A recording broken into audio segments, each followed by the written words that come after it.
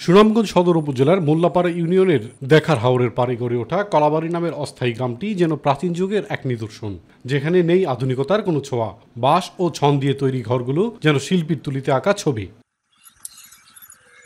দৃষ্টিনন্দন হলেও দুর্ভোগের শেষ নেই এই গ্রামের মানুষের। বিদ্যুতের আলো না থাকায় এখনও আদিম যুগের মানুষের মতো হারিকেন ব্যবহার করেন তারা। বজ্রপাত ও কালবৈশাখী ঝড়ে জীবনের ঝুঁকি থাকলেও নেই নিরাপদ কোনো আশ্রয়স্থল। ওরা খুব কষ্টের মধ্যে আছে, খেত কৃষ্টি করছে, আদ্যাবাগি আজ্ঞা করছে। আজকের রাত্রে গত রাত্রে বৃষ্টি হাতরে সম্পূর্ণ লয়ে গেছে গা। তুফানে বই পাই তো কালকে রাজ্যে মোর মুখে বাস মিটার তো আমরা কোনো আশা বসা নেই, আমরা বাচ্চা কাচ্চা দেখবো কিনা দেখবো।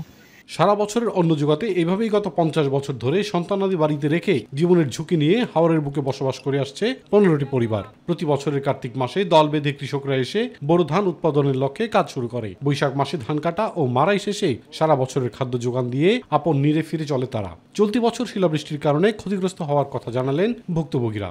আমরা এখানে খাতিমার যাব তাই আইয়া কৃষিকাজ করি, ফরার জমি সেও আনি 3 মন 4 মন চুকে সেও আদ্যাবাগি করি। আমরা ধান ঠেকানোর মাঝে কোনো ক্ষেত আছে 4 আনা রয়েছে, 12 আনা গেছে কি। সরকারে যদি আমরা একটু সাহায্য করতে তো আমরা ভালো একটু চলতাম পারি।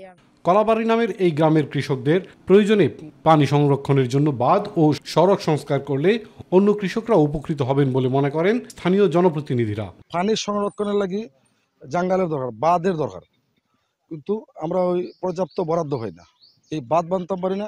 আবার ওই যে বৈশাখ মাস হয়েছে, এখন এই হাওরের ধান উঠাইতে মানুষের অনেক অনেক হিমশিম খায়, অনেক কষ্ট হয়। যে ওই শুধুমাত্র রাস্তার লাগে উন্নত করা যেত, তাইলে কৃষকরা অনেক লাভবান হইতো। ইলিয়াস কমল, মাই টিভি।